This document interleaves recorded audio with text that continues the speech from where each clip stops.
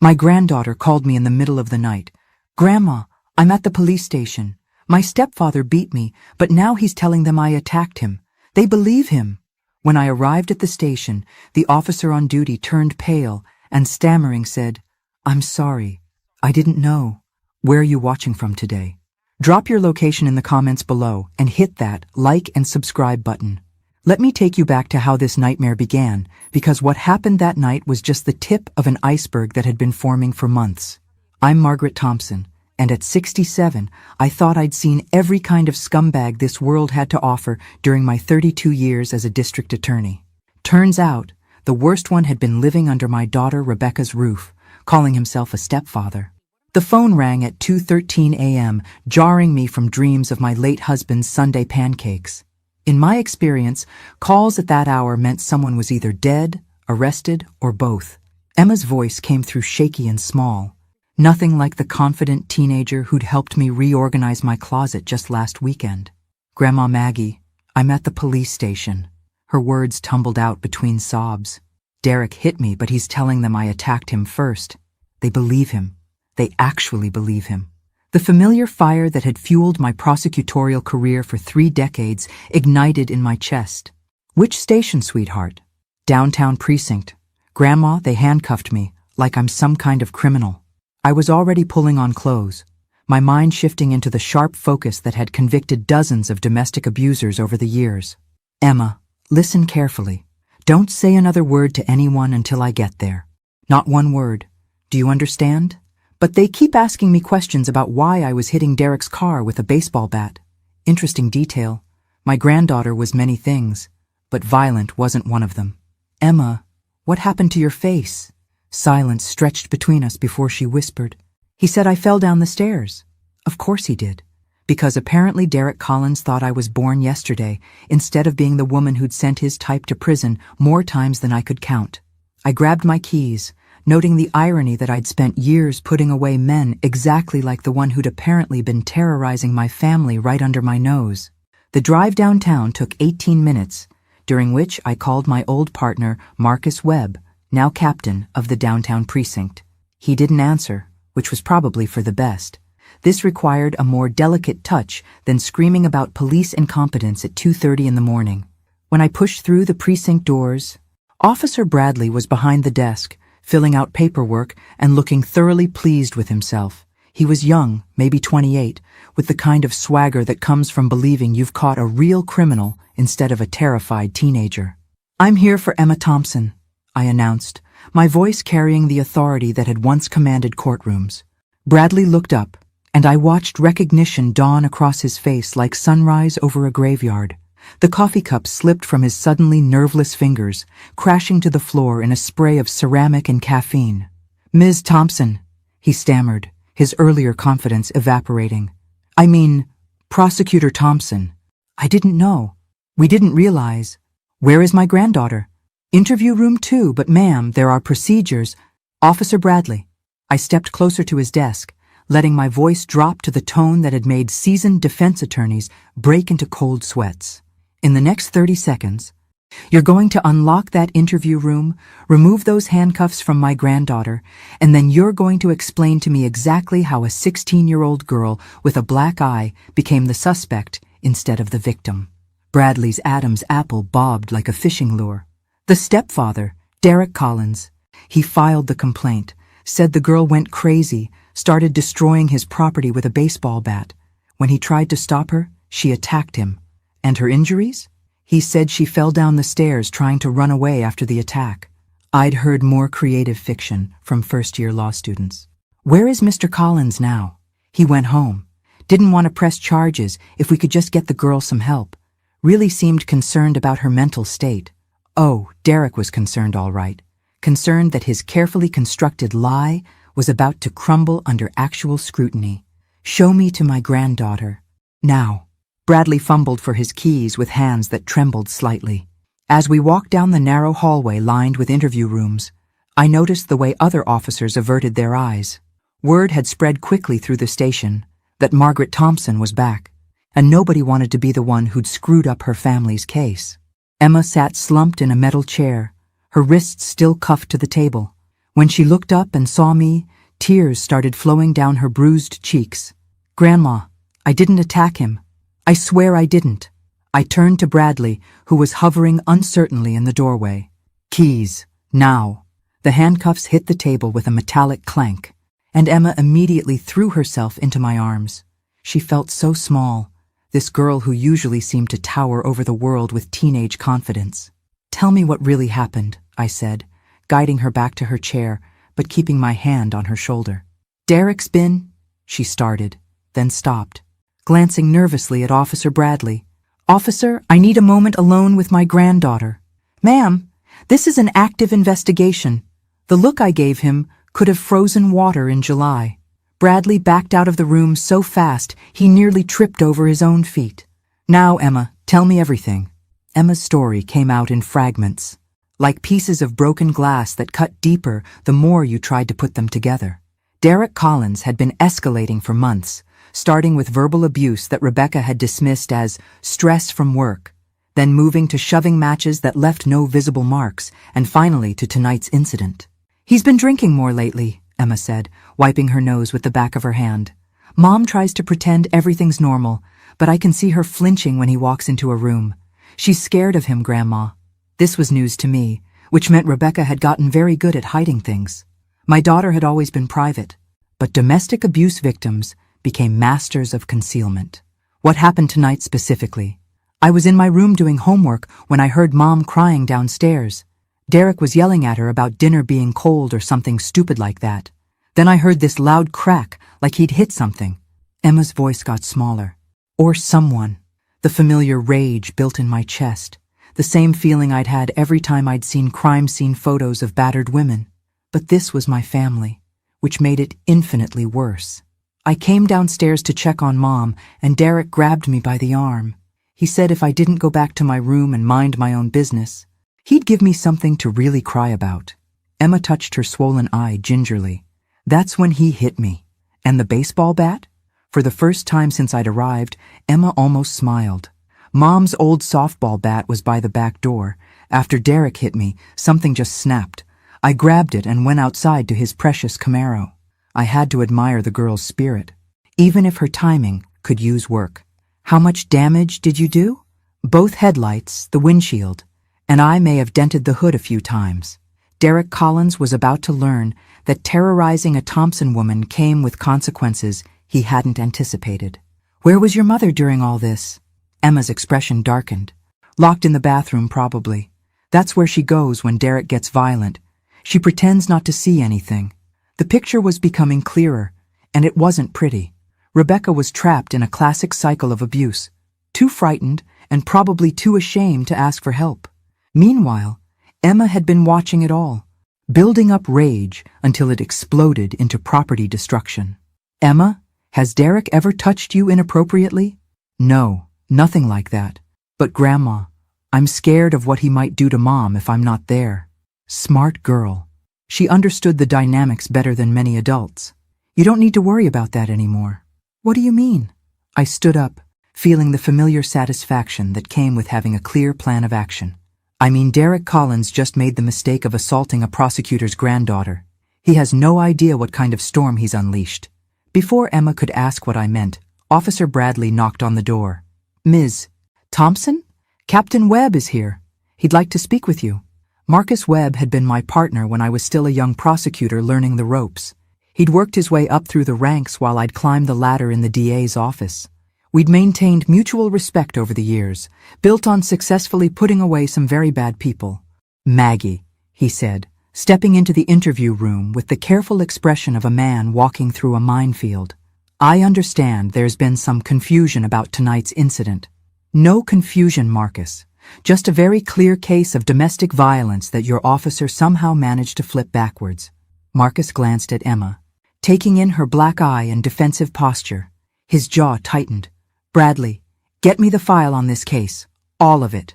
"But sir," Mr. Collins seemed very credible. "Now, Bradley." While we waited for the paperwork, Marcus sat down across from Emma. "Young lady, I owe you an apology. Sometimes good officers make bad judgment calls, especially at 2 a.m. Emma looked to me for guidance. I nodded encouragingly. Tell Captain Webb what you told me, sweetheart. As Emma recounted her story again, I watched Marcus's expression grow darker. By the time she finished, he was rubbing his temples like he felt a massive headache coming on. "Officer Bradley," Marcus called out when the young cop returned with the file. "I want you to explain to me how a 16-year-old girl with a black eye became our suspect in a domestic violence call." "Sir, the stepfather was very convincing. He showed us the damage to his car, explained how the girl had been acting out lately, and the story seemed to fit." "Did you photograph the girl's injuries?" Bradley's silence was answer enough. "Did you ask her any questions about how she got that black eye?" More silence. "Did you consider that maybe, just maybe, a teenage girl doesn't destroy someone's car with a baseball bat for no reason?" "Sir, Mr. Collins said she had been having behavioral problems." "Officer Bradley," I interrupted, standing up slowly. "How long have you been on the force?" 2 years, ma'am." "In those 2 years, how many domestic violence calls have you responded to?" "I'm not sure of the exact number. Approximately, maybe 30 or 40. And in those 30 or 40 cases, how many times was the victim the one who got arrested?" Bradley was starting to sweat. "This case seemed different." "No, Officer Bradley. This case was exactly the same as every other domestic violence case you've seen, except this time you bought the abuser's story instead of looking at the evidence." That's when Derek Collins made his second mistake of the night. He walked back into the police station. Derek Collins strutted through the precinct doors like a man who owned the place, carrying himself with the kind of confidence that comes from a lifetime of manipulating situations to his advantage. He was average height, but worked out enough to be intimidating, with the kind of square jaw and perfect hair that women probably found attractive until they got close enough to see the coldness in his eyes. "Officer Bradley," he called out in a voice dripping with false concern. "I wanted to check on Emma. How is she? Has she calmed down?" The audacity was breathtaking. Here was a man who'd just beaten up a teenager, convinced the police to arrest her instead of him, and now he was playing the role of worried stepfather. If I hadn't spent 30 years dealing with his type, I might have been impressed by the performance. "Mr. Collins," Captain Webb said, stepping out of the interview room. "I'm Captain Webb. I understand you filed the complaint against your stepdaughter?" "Unfortunately, yes. Emma's been having some serious behavioral issues lately. Tonight, she just completely lost control." Derek's eyes found mine across the room, and I saw the exact moment he realized who I was. His confident expression flickered for just an instant before the mask slipped back into place. "Mr. Collins, this is Margaret Thompson, Emma's grandmother." "Of course." Derek extended his hand with practiced charm. "Mrs. Thompson, I wish we were meeting under better circumstances. I'm very concerned about Emma's mental state." I looked at his outstretched hand like it was holding a poisonous snake. "I'm sure you are." The temperature in the room seemed to drop several degrees. Derek's smile became more forced, but he was committed to his performance. "Emma needs professional help," he continued, addressing Captain Webb while keeping one eye on me. "This violent outburst tonight was just the latest in a series of concerning behaviors. My wife and I have been discussing residential treatment options." Residential treatment. He wanted to get Emma out of the house so he could continue abusing Rebecca without witnesses. The man was more calculating than I'd initially given him credit for. "Mr. Collins," I said in my courtroom voice, "I'd like to ask you a few questions about tonight's incident." "Of course, I want to cooperate fully. How did Emma get that black eye?" Derek didn't miss a beat. "She fell down the stairs when she was running away after attacking my car. I tried to stop her from hurting herself, but she was in such a rage that she wouldn't listen to reason." "Which stairs?" A slight pause. "The front steps." Interesting. Emma had said the confrontation happened inside the house, and she'd gone outside to attack his car. The front steps would have been an odd escape route. And where was my daughter Rebecca during this incident? Rebecca was upstairs. She was too upset to come down and deal with Emma's behavior. Another lie. Emma had said Rebecca was in the bathroom after Derek's initial assault. Derek was improvising now, trying to create a narrative that painted him as the reasonable adult dealing with an unstable teenager. "Mr. Collins, in your complaint, you mentioned that Emma had been having behavioral problems for some time. Can you give us some specific examples?" Derek glanced around the room, probably noticing that he had everyone's complete attention. Officer Bradley was taking notes. Captain Webb was studying him intently, and I was watching him like a hawk studies a field mouse. Well, she's been increasingly defiant toward authority figures. Talking back to teachers, staying out past curfew, that sort of thing. Rebecca and I have been trying to provide structure, but Emma resents having a father figure in her life. Has she ever been violent before tonight? Not physically, but she's been verbally aggressive. Lots of shouting, slamming doors, threatening to run away. Standard teenage behavior, in other words. Derek was building his case on normal adolescent rebellion, which suggested he didn't have much actual ammunition. Mr. Collins, I notice you have some scratches on your hands. Derek looked down at his knuckles, where several deep scratches were clearly visible. Emma scratched me when I tried to restrain her from destroying my car. Those look like defensive wounds to me. I'm sorry? I stepped closer, letting him see the prosecutor who'd sent hundreds of men like him to prison. Defensive wounds, the kind someone gets when they're trying to grab at someone who's fighting back. Very common in domestic assault cases. Derek's practiced smile was starting to crack around the edges. Mrs. Thompson, I understand you're protective of your granddaughter, but Emma attacked me and my property. I'm the victim here. Are you? Because from where I'm standing, you look like a 42-year-old man who beat up a 16-year-old girl and then convinced the police to arrest her for defending herself. That's not what happened. Then perhaps you'd be willing to take a polygraph test? The silence that followed was deafening. Derek Collins opened and closed his mouth several times, looking like a fish who'd suddenly found itself on dry land. I don't think that's necessary, he finally said. No? You seemed so eager to cooperate fully just a moment ago. Captain Webb cleared his throat. Mr. Collins, I think we need to re-examine tonight's events. Would you be willing to come in tomorrow for a more detailed interview?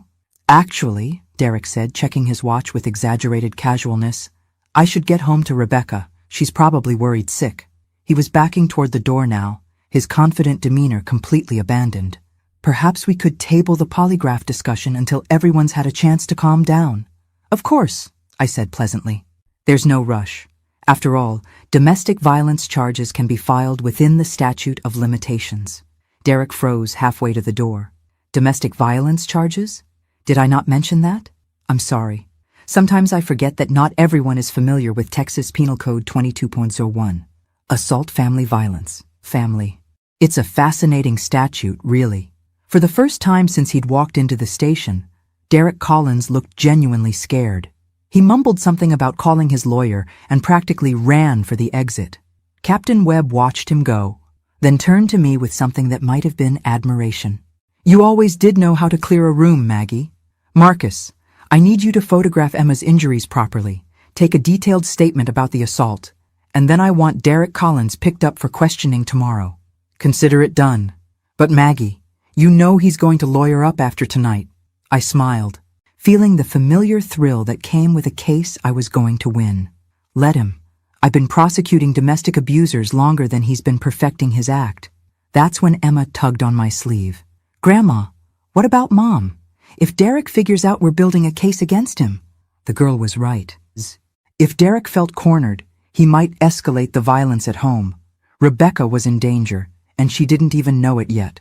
At 4:17 a.m., I sat in my car outside Rebecca's house, watching Derek's damaged Camaro in the driveway and trying to decide the best way to extract my daughter from what was essentially a hostage situation.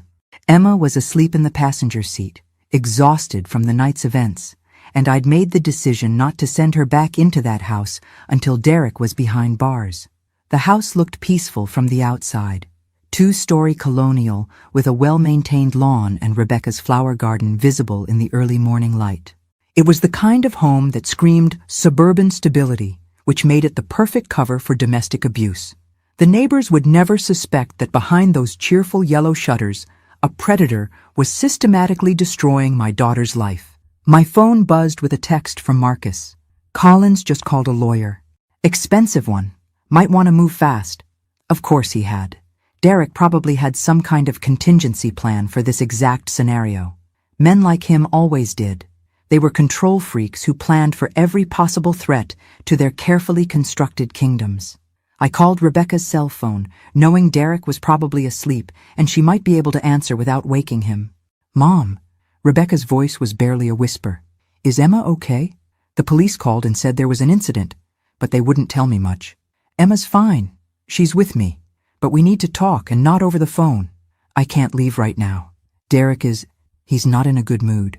Translation: Derek was a ticking time bomb, and Rebecca was afraid to do anything that might set him off. Rebecca, I'm parked outside your house. I need you to come out here. Mom, I can't. If Derek wakes up and I'm gone, what will he do, Rebecca? Silence stretched between us, filled with all the things my daughter couldn't bring herself to say out loud. Sweetheart, I know you're scared, but Emma told me what's been happening, and we need to get you out of there. Emma doesn't understand. Derek's under a lot of pressure at work, and sometimes he what? Hits you? Threatens you? Makes you lock yourself in the bathroom while he terrorizes your daughter? I heard Rebecca's sharp intake of breath. She told you about that? She told me everything. Now I need you to very quietly get dressed. Come outside and let me help you. Mom, you don't understand. If I leave, Derek will what? Come after you? Rebecca, the man just spent the evening trying to convince the police that Emma attacked him. He's not exactly operating from a position of strength right now. Another long pause. Then, give me 5 minutes. While I waited, I studied the house more carefully, noting the security system sticker on the front window and the way Derek had positioned his car to block the driveway. Even his parking was about control. Rebecca would have to ask permission to go anywhere because she couldn't get her car out without moving his first. Emma stirred in the passenger seat. Is Mom coming out? She's going to try. Grandma, what if Derek wakes up and finds her gone? It was a valid concern. Men like Derek often became most dangerous when they felt their control slipping. Then we'll deal with that when it happens. The front door opened slowly, and Rebecca slipped out wearing jeans and a hoodie, moving like someone who'd had a lot of practice being invisible. Even in the dim morning light, I could see she'd lost weight, and her normally confident posture had been replaced by the hunched shoulders of someone who'd learned to make herself smaller. She climbed into the back seat without a word, then immediately threw her arms around Emma. Honey, I'm so sorry. I should have protected you. Mom, you're bleeding, Emma said, touching a cut on Rebecca's lip that was mostly hidden by her hood. It's nothing. Rebecca's voice trailed off as she caught my eyes in the rearview mirror. Mom, please don't look at me like that. Like what? Like I was seeing my intelligent, successful daughter reduced to a shadow of herself by a manipulative abuser? Like I was calculating how many ways I could legally destroy the man who'd done this to my family? Rebecca, how long has this been going on? It's not what you think. Derek isn't a monster. He just has anger management issues. And with the stress from his job... Stop! I turned around to face her directly. I've heard this speech from 1,000 victims over the years. He's not stressed, he's not overwhelmed, and he doesn't have anger management issues. He has a control problem. And you and Emma are his victims. Rebecca's eyes filled with tears. You don't understand. If I leave him, he'll make sure I lose everything. He handles all our finances. He knows people who could hurt my career, and he's threatened to... To what? To tell everyone I'm an unfit mother. He says he has evidence that I've been neglecting Emma, drinking too much, having affairs. None of it's true, but Derek's very convincing when he wants to be. The classic abuser's playbook. Isolate the victim, control the resources, and create a web of threats that made escape seem impossible. Derek Collins was more sophisticated than your average domestic terrorist, but the patterns were exactly the same. Rebecca, listen to me very carefully. Derek Collins just made the mistake of assaulting a prosecutor's granddaughter in front of witnesses. Whatever leverage he thinks he has over you just became irrelevant. What do you mean? Emma leaned forward. Grandma made the police realize Derek was lying. They want to question him tomorrow. They do? I nodded. And that's just the beginning. By the time I'm finished with Derek Collins, he's going to wish he'd never heard the Thompson name. For the first time since she'd gotten in the car, Rebecca almost smiled. What are you planning, Mom? Justice? Sweetheart. Plain and simple justice. That's when Derek's Camaro roared to life in the driveway behind us, and I realized he'd been awake the entire time. Derek's headlights flooded my car as he backed out of the driveway with the kind of aggressive speed that suggested he was either very angry or very panicked. Probably both. Through my rearview mirror, I watched him pull up behind us, effectively trapping my car against the curb. "Mom, what do we do?" Rebecca's voice had gone small and frightened. "We stay calm," I said, reaching for my phone, "and we let Derek make his next mistake." Derek sat in his damaged car for nearly a full minute, engine running, clearly trying to decide on his best move. I could see him through his cracked windshield, talking on his phone, probably calling that expensive lawyer Marcus had mentioned. "Should I call the police?" Emma asked. "Not yet. Let's see what Derek's going to do." Finally, Derek got out of his car and approached mine with the kind of deliberate swagger that was meant to intimidate. He knocked on my driver's side window with more force than necessary. I rolled the window down exactly 2 inches. "Good morning, Derek. Rebecca needs to come home. Now." "I'm afraid that's not going to happen." Derek's jaw tightened. "She's my wife, and this is family business." "Family business?" I let a little acid creep into my voice. "Is that what you call beating up teenagers now?" I never laid a hand on Emma. She attacked me, and if you weren't so blinded by family loyalty, you'd see that. The man was committed to his lie. I had to give him that. "Derek, I've seen the scratches on your knuckles. I've seen Emma's black eye. And I've spent 30 years in courtrooms listening to men exactly like you explain how their victims were really the aggressors. You don't know what you're talking about, don't I? Let me guess your entire defense strategy. Emma's a troubled teenager with behavioral problems. She's been acting out since you married her mother, probably because she resents your authority. Last night she finally snapped and became violent, and you were just trying to protect yourself and your property." Derek's confident expression faltered slightly. I just recited his exact story back to him, which meant either I was psychic or I'd heard it all before. "The problem with that defense," I continued, "is that it only works if the jury believes you're a credible witness. And after I get finished presenting evidence about your history of domestic violence, your credibility is going to be approximately 0. I don't have a history of domestic violence." "Are you sure about that?" "Because domestic abusers tend to leave patterns, Derek.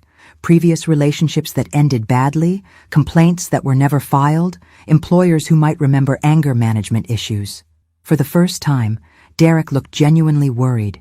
"You can't just dig through my private life." "Actually, I can. See, once you're charged with domestic assault, your entire past becomes relevant to establishing a pattern of behavior. It's fascinating what investigators can uncover when they start looking." Derek glanced back at Rebecca, who was shrinking deeper into her hoodie. "Rebecca, this is ridiculous. Come home, and we'll work this out." "She's not going anywhere with you," I said. "You can't keep my wife from me. Watch me." Derek's mask of civility was starting to slip. "Old woman, you have no idea who you're messing with." "Old woman?" I almost laughed. "Derek, I've sent better men than you to prison before breakfast. Would you like to add threatening a prosecutor to your list of charges?" "You're not a prosecutor anymore." "No, but I still have friends who are, and police captains who remember when I used to put abusers like you away for fun." Derek leaned closer to my window, and I could smell alcohol on his breath. He'd been drinking, which explained his poor decision-making tonight. "This isn't over." "You're absolutely right. It's just getting started." Derek stood there for another moment, clearly trying to think of something threatening enough to regain control of the situation. When nothing came to him, he turned and stalked back to his car. "Is he leaving?" Rebecca asked. Derek sat in his car for another minute, then slowly drove away. But something about his body language suggested this was a strategic retreat, not a surrender. "What now?" Emma asked. I started my car and pulled away from the curb. "Now we go somewhere safe while I make some phone calls." "Where?" "My house. And then I'm going to introduce Derek Collins to some people who specialize in making domestic abusers' lives very uncomfortable." 20 minutes later, we were sitting in my kitchen while I brewed coffee and made a list of everyone I was going to call. Rebecca and Emma huddled together on my couch, both looking shell-shocked by the night's events. "Mom," Rebecca said quietly, "what if Derek's lawyer is really good? What if he finds a way to make this all go away?" I looked up from my legal pad, where I'd been writing names and phone numbers. "Sweetheart, Derek Collins thinks he's playing chess, but he doesn't realize he just challenged a grandmaster." "What do you mean?" "I mean, Derek made 3 crucial mistakes tonight. First, he put his hands on my granddaughter. Second, he underestimated how thoroughly I document everything when I'm building a case. And third, he assumed that being out of the prosecutor's office meant I was out of the game. I picked up my phone and dialed the first number on my list. Sarah Martinez? It's Maggie Thompson. I know it's early, but I need a favor. Sarah Martinez was a private investigator who'd worked with my office for years, specializing in domestic abuse cases. She was also the kind of woman who considered destroying abusive men a personal hobby. Maggie, I heard you retired. How's civilian life treating you? Not as quiet as I'd hoped. Sarah, I need a complete background check on someone. Derek Collins, married to my daughter. And I need it fast. This is personal? Very. Give me his full name, date of birth if you have it, and current address. I'll have something for you by tomorrow afternoon. After I hung up, Rebecca stared at me with something that might have been awe. You're really going after him, aren't you? Honey, Derek Collins has no idea what he's unleashed, but he's about to learn. That's when my doorbell rang, and I realized Derek had followed us. Through my front window, I could see Derek standing on my porch, holding what looked like a bouquet of flowers and wearing his most charming smile. The transformation was remarkable. Gone was the angry, threatening man from an hour ago, replaced by someone who looked like he should be selling insurance or running for mayor. He brought flowers, Emma said incredulously. Manipulators often escalate to grand gestures when intimidation fails, I explained, not moving toward the door. He's trying to rewrite the narrative. Derek knocked politely, then called out in a voice loud enough for the neighbors to hear. Mrs. Thompson, I brought these for Rebecca. I just want to apologize for the misunderstanding tonight. Misunderstanding. As if terrorizing his family was just a simple communication error. Mom, what if the neighbors are watching? Rebecca asked. Derek's very good at making people believe he's the reasonable one. She was right. Derek was putting on a performance for anyone who might be observing, establishing himself as the concerned husband, trying to make amends while I was the unreasonable mother-in-law, keeping him from his family. I opened the door but left the chain lock engaged. Derek, it's 5:30 in the morning. I know, and I'm sorry for disturbing you so early, but I couldn't sleep knowing that Rebecca and Emma were upset. He held up the flowers. I just want to talk to my wife for a few minutes. That's not going to happen. Derek's smile never wavered, but I caught the flash of irritation in his eyes. Mrs. Thompson, I understand you're protective of your family, but Rebecca and I are married adults. We can work through our problems without outside interference. Outside interference. He was already positioning me as the meddling in-law who was making things worse. Derek, the only problem here is that you assaulted a 16-year-old girl and then tried to have her arrested for defending herself. That's not what happened, and you know it.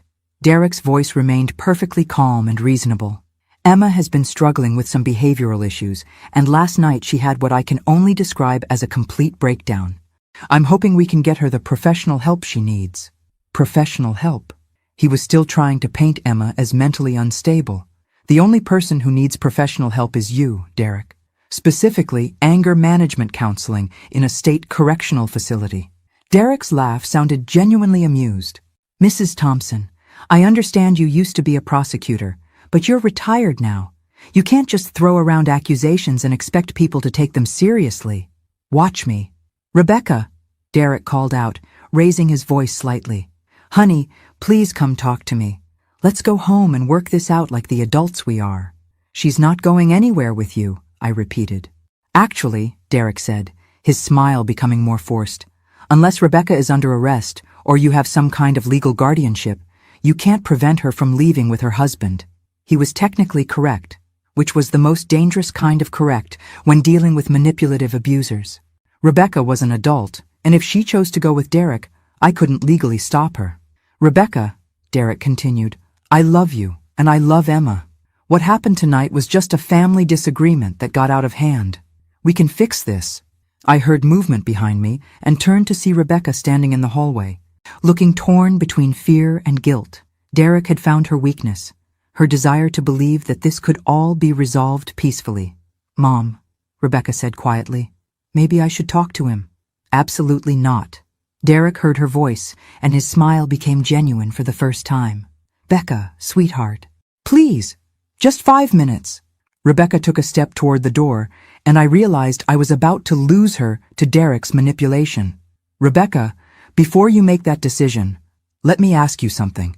What happens when you go home with Derek and the police show up tomorrow to arrest him? What do you mean? I mean Derek's about to be charged with domestic assault. When that happens, there will be a mandatory protective order keeping him away from you and Emma. If you go home with him now, you'll be trapped in the house when the walls start closing in. Derek's composure cracked slightly. There aren't going to be any charges. Emma attacked me, remember? Derek, I've already spoken to Captain Webb. Emma's injuries have been photographed and documented. Her statement has been taken.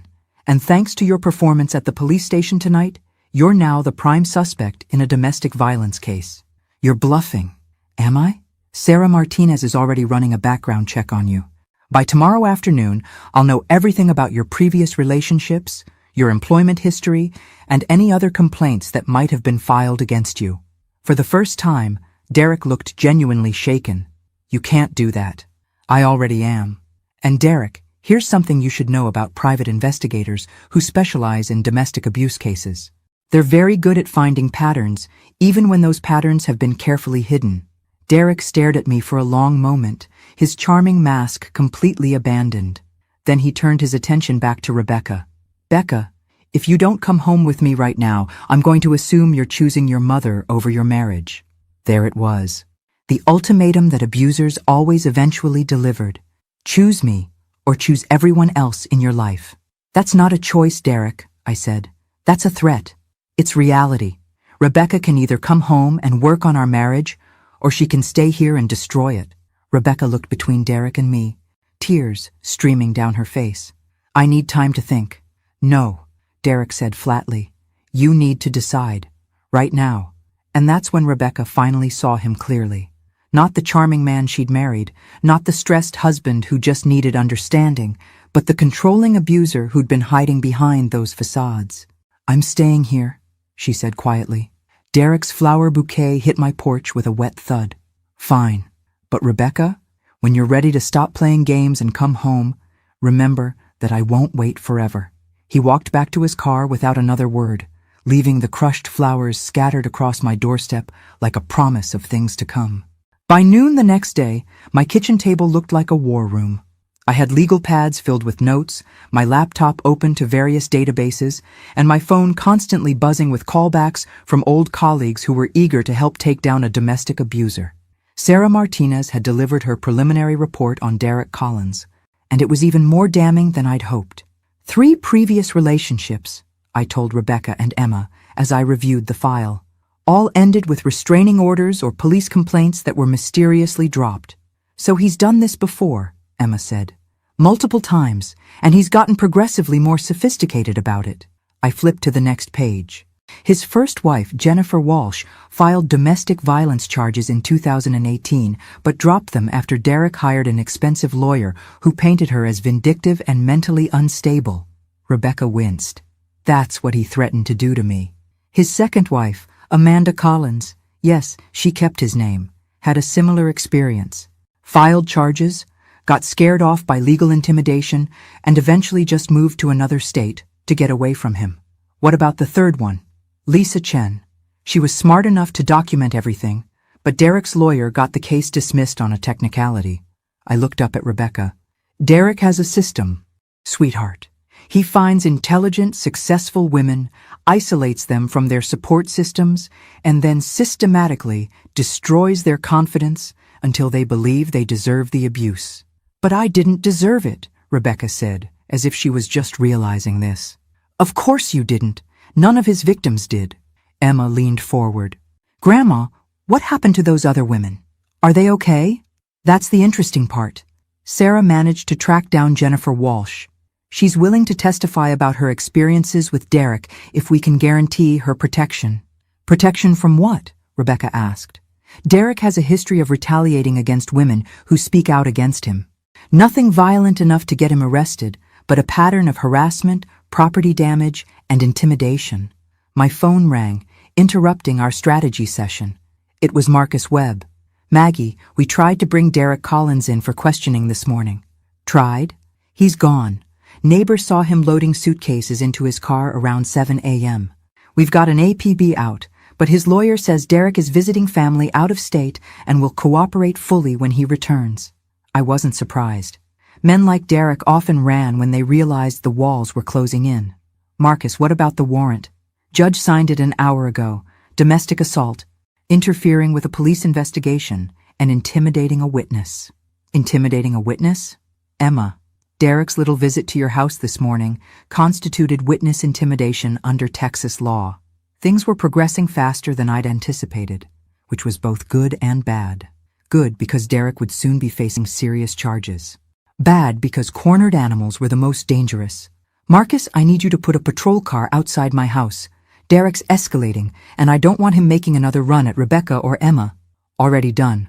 Officer Martinez will be parked across the street starting this afternoon. After I hung up, Rebecca stared at me with a mixture of admiration and fear. Mom, what if Derek decides to do something really crazy? What if he comes back with a gun or something? It was a valid concern. Domestic violence situations became exponentially more dangerous when the abuser felt trapped. Sweetheart, that's why we're being careful. That's why we have police protection. And that's why Derek is going to discover that attacking a prosecutor's family comes with consequences he never imagined. What do you mean? I pulled up another file on my laptop. Remember how Derek threatened to destroy your reputation and career? Two can play that game. Mom, what did you do? I called Judge Harrison. You remember her. She used to work with me in the DA's office. She's now on the family court bench, and she's very interested in Derek's pattern of domestic abuse. Why would she care? Because Derek's been married 3 times. Rebecca. Which means there are probably custody issues with children from previous relationships. Judge Harrison is going to review all of Derek's family court cases to see if there are patterns of abuse that previous judges missed. Emma looked up from her phone. Grandma, I just Googled Derek's name. There are already news articles about him being wanted for domestic assault. Local news? No, it's on some kind of legal blog. Listen to this. Local businessman Derek Collins, wanted on domestic violence charges, has a history of abusing women and escaping prosecution through legal intimidation. I almost smiled. That would be Janet Morrison's blog. She's a legal journalist who specializes in exposing domestic abusers who use the system to continue their abuse. You called her too? I called everyone, sweetheart. Derek Collins is about to discover that his carefully constructed life is built on quicksand. Rebecca looked overwhelmed. Mom, what if this makes him more dangerous? What if he decides he has nothing left to lose? Before I could answer, Officer Martinez knocked on my front door. But when I looked through the window, I saw her talking urgently into her radio. Mrs. Thompson, she called out, I need you and your family to stay inside. We just got a report that Derek Collins' car was spotted 2 blocks from here. That's when I heard the sound of breaking glass from my backyard. The sound came from my kitchen window, followed immediately by the thud of something heavy hitting my kitchen floor. Officer Martinez was already calling for backup as I herded Rebecca and Emma into my front hallway, away from any windows. Stay down and stay together, I told them, feeling the familiar adrenaline surge that came with genuine danger. Through my kitchen doorway, I could see a brick lying among shattered glass on my floor, with what looked like a note wrapped around it. Derek's signature move, apparently. Dramatic gestures designed to terrorize his victims. Mrs. Thompson, Officer Martinez called from outside. I'm coming in through your front door. Derek Collins is not in the immediate area, but we're treating this as an active threat. I unlocked the door for her, and Martinez entered with her weapon drawn, moving through my house with practiced efficiency. She was young but clearly experienced, checking sight lines and potential hiding spots before declaring the house secure. He's gone for now, she said, holstering her weapon. But he left you a message. Using a pair of tongs from my kitchen drawer, Martinez carefully unwrapped the note from around the brick. Even from across the room, I could see Derek's distinctive handwriting. This doesn't end until you stop interfering. Classic intimidation tactic, I told Rebecca and Emma, who were both pale and shaking. Derek's trying to scare us into backing down. It's working, Emma said quietly. No, sweetheart. It's just proving that we're on the right track. Men like Derek only resort to property damage when their other methods of control stop working. Martinez was photographing the brick and note, treating it like the evidence it would become. Mrs. Thompson, I strongly recommend that you and your family consider staying somewhere else tonight. Derek Collins is clearly unstable, and throwing bricks through windows suggests he's escalating toward more serious violence. Where would we go? Rebecca asked. I have a colleague who runs a safe house for domestic violence victims, Martinez said. It's specifically designed for situations like this. The idea of hiding in a safe house rankled me. I'd spent 30 years putting criminals behind bars, not running from them. But I also had Rebecca and Emma to consider, and their safety was more important than my pride. Let me make some calls first, I said. But before I could reach for my phone, it rang. The caller ID showed Derek's number. Don't answer it, Martinez said immediately. Actually, I think I should. Put it on speaker. Martinez nodded reluctantly as I accepted the call. Hello, Derek. Mrs. Thompson. Derek's voice sounded different, calmer, but with an undertone of barely controlled rage. I hope you got my message. I did. Destruction of property, criminal mischief, and continued intimidation of witnesses. You're really racking up the charges. Derek laughed, but there was no humor in it. You think you're so smart, don't you? You think you can destroy my life and I'll just sit back and take it? Derek, you destroyed your own life the moment you decided to beat up my granddaughter. Emma's not your granddaughter anymore.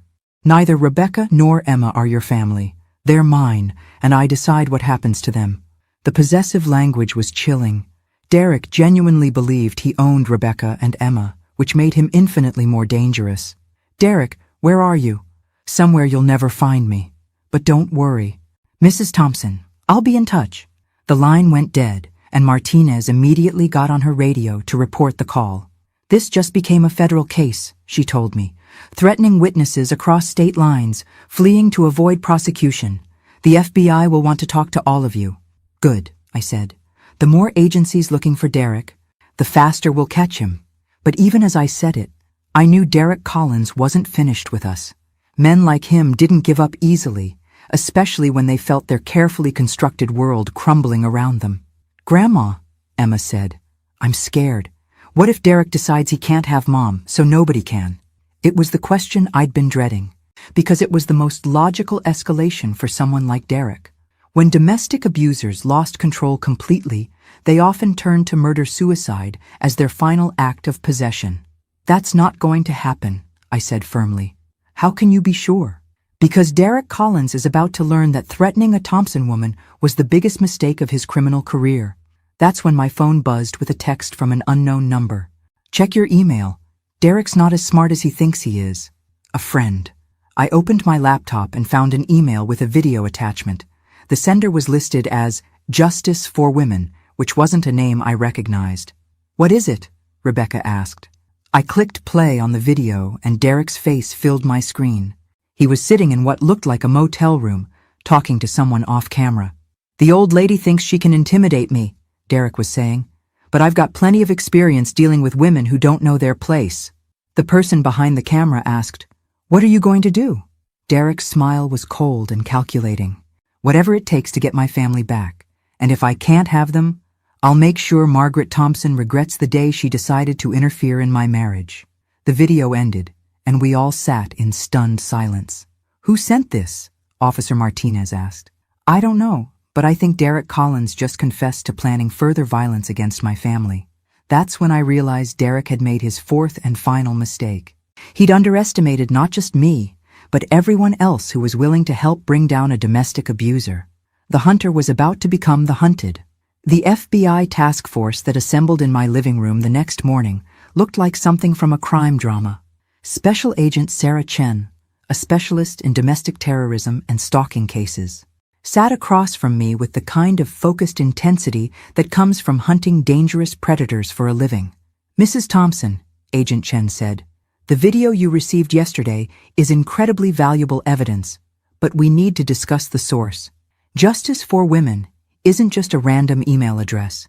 It's connected to a network of domestic violence survivors who conduct their own investigations. Vigilantes? I asked. More like a support network with excellent technical skills. One of Derek Collins' previous victims, Jennifer Walsh, has been tracking his activities for years. She's the one who recorded that video. Rebecca looked up from her coffee. You mean she's been following Derek? In a manner of speaking. After Derek's harassment following their divorce, Jennifer developed some impressive surveillance skills. She's been documenting his pattern of abuse across multiple relationships. Agent Chen opened her laptop and showed us a file that was remarkably comprehensive. Photos of Derek with various women, copies of police reports that had been filed and dropped, medical records showing injuries consistent with domestic abuse, and financial records showing Derek's pattern of isolating his victims economically. Jennifer Walsh has been building a federal case against Derek for 3 years, Agent Chen continued. Your granddaughter's assault was just the final piece of evidence we needed. Emma looked amazed. So there are other people trying to stop Derek? A whole network of them. Derek Collins made the mistake of abusing women who were intelligent, resourceful, and unwilling to let him continue victimizing others. I felt a surge of admiration for these women. They'd turned their trauma into a weapon against their abuser, creating exactly the kind of systematic response that men like Derek never anticipated. Agent Chen, what's Derek's current status? We tracked him to a motel outside Austin. He's been using burner phones and paying cash, but Jennifer Walsh has been monitoring his credit cards and known associates. We should have him in custody within the next 24 hours. And then what happens? Federal charges for interstate flight to avoid prosecution, witness intimidation, and interstate stalking. Combined with the local domestic assault charges, Derek Collins is looking at significant prison time. Rebecca had been quiet throughout the briefing, but now she spoke up. Agent Chen, what happens to women like me, the ones who stayed too long, who didn't fight back soon enough? Agent Chen's expression softened. Ms. Collins, domestic abuse is a crime, not a character flaw. The only person responsible for Derek's actions is Derek himself. But I should have protected Emma better. You survived. And when you had the opportunity to escape, you took it. That's what matters. My phone rang, interrupting the conversation. The caller ID showed an unknown number, but Agent Chen nodded for me to answer it. Mrs. Thompson, Derek's voice was tight with controlled fury. I hope you're enjoying your little FBI meeting. Agent Chen immediately started tracing the call while I kept Derek talking. Derek, where are you? Close enough to watch. You know what I've realized, Mrs. Thompson? You're not nearly as smart as you think you are. Really?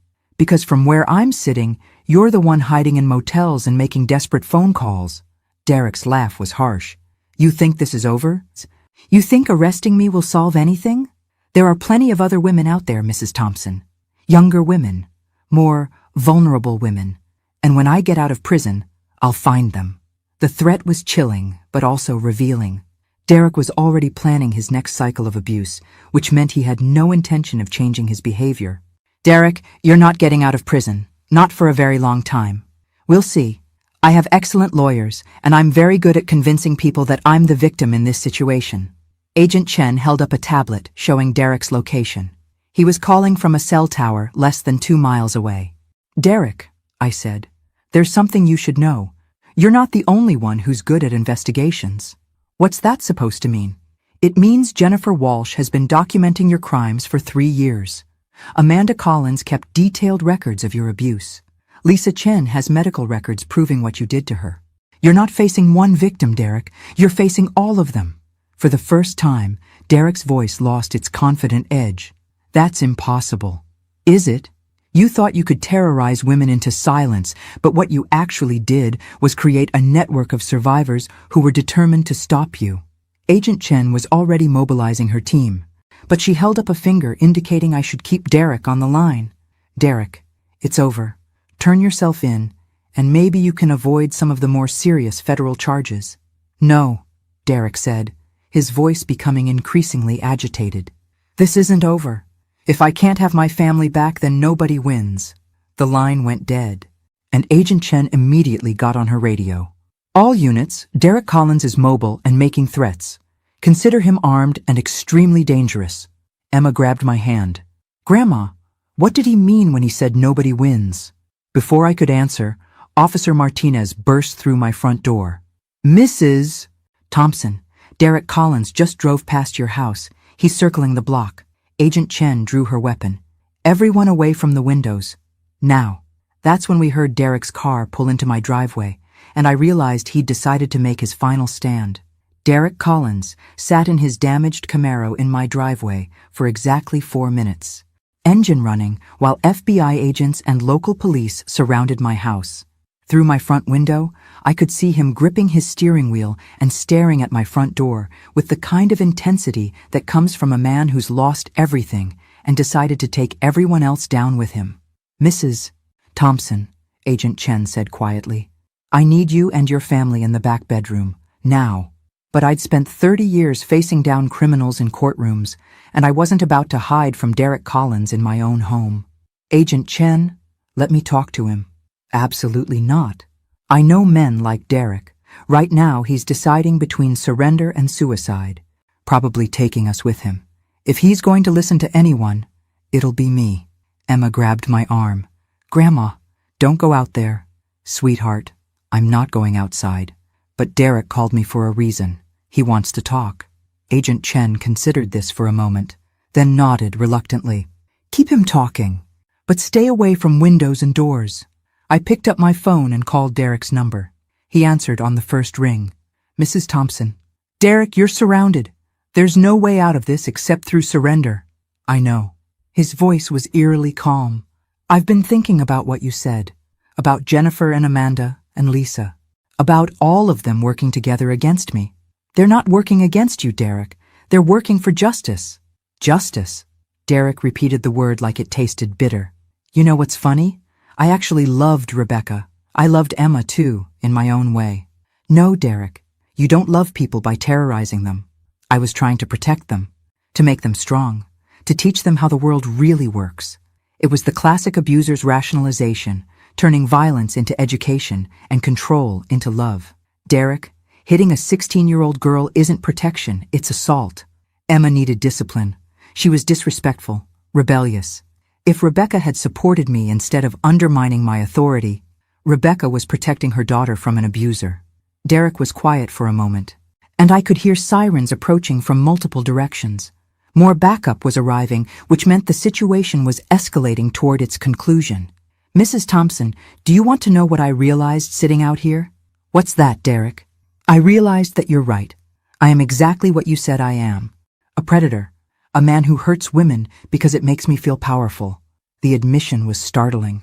Most abusers went to their graves denying what they were.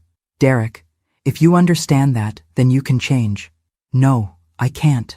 I've tried, Mrs. Thompson. After Jennifer, after Amanda, after Lisa, I swore I'd be different with Rebecca. I lasted maybe 6 months before I started finding reasons to get angry."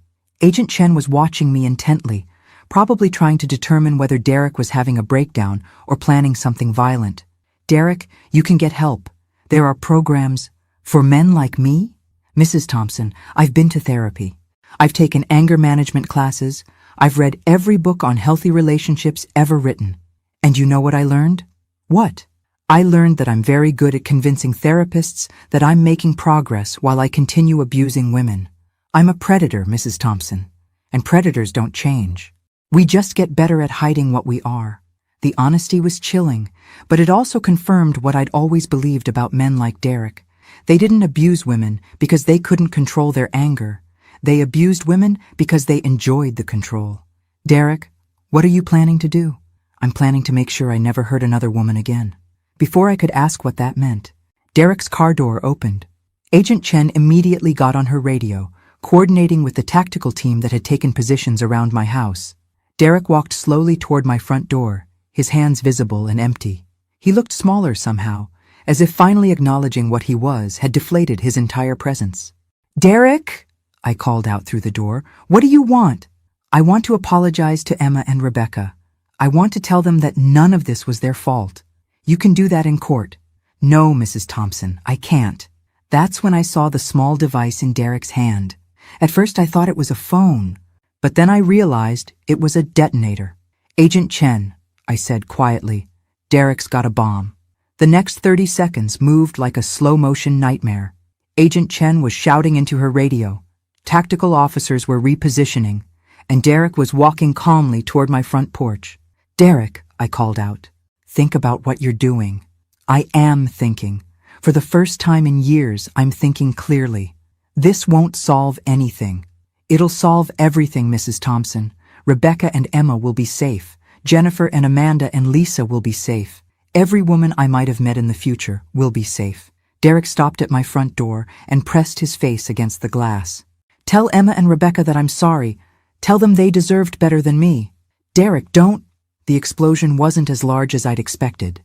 Derek had positioned himself away from the house, sacrificing any chance of taking us with him. The tactical team later determined that he'd rigged a small device designed to kill only him, probably stolen from his construction company. When the smoke cleared, Derek Collins was gone, and the nightmare that had terrorized my family was finally over. 3 months later, I sat in my kitchen reading Jennifer Walsh's email about the foundation she was starting for domestic abuse survivors. Rebecca had gone back to school to get her counseling degree, saying she wanted to help other women recognize the warning signs she'd missed. Emma was seeing a therapist and doing remarkably well, showing the kind of resilience that made me proud to be her grandmother. Derek Collins had been right about one thing. Predators don't change. But what he'd underestimated was the strength of the women he'd tried to destroy. We didn't just survive him. We turned our survival into a weapon against every man like him. And that, I thought as I poured my morning coffee, was the best kind of justice. The coffee was still hot when my phone rang. Another grandmother, another frightened voice, another story that started with, "I got a call in the middle of the night." I reached for my legal pad and started taking notes. After all, Margaret Thompson wasn't finished with men like Derek Collins, not by a long shot. Thanks for listening. Don't forget to subscribe and feel free to share your story in the comments. Your voice matters.